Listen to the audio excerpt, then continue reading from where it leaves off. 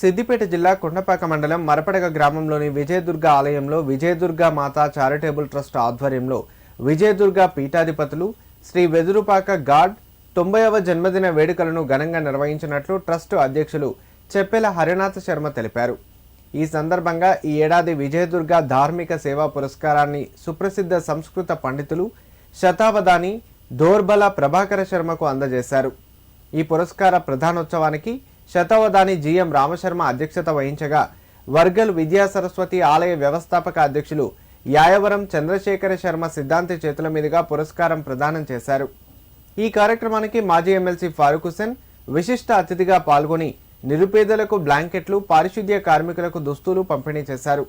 అలాగే డాక్టర్ గట్టు సందీప్ ఆధ్వర్యంలో ఉచిత దంత వైద్య శిబిరం, జిల్లా ఆయుష్ విభాగం ఆధ్వర్యంలో ఉచిత హోమియో వైద్య శిబిరాన్ని కూడా నిర్వహించారు.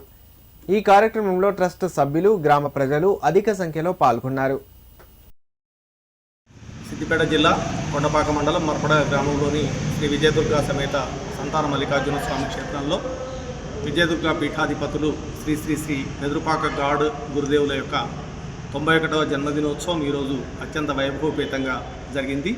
ఈ జన్మదినోత్సవాన్ని పురస్కరించుకొని దేశం గర్వించే సుప్రసిద్ధ సంస్కృత పండితులు దోర్బల ప్రభాకర శర్మ గారికి విజయదుర్గ ధార్మిక సేవా పురస్కారాన్ని ఈరోజు అందజేయడం జరిగింది. అదేవిధంగా వైద్య ఆరోగ్య శిబిరాన్ని కూడా ఏర్పాటు చేశాం. Siddipet Shiva dental smile centre సంబంధించినటువంటి డాక్టర్ సందీప్ కుమార్ గారు దంత వైద్య పరీక్షలు నిర్వహించి అవసరమైనటువంటి వాళ్ళకు మందులు అందజేశారు. అదేవిధంగా ఆయుష్ విభాగం తరఫున హోమియో వైద్య శిబిరం కూడా ఏర్పాటు చేయడం జరిగింది.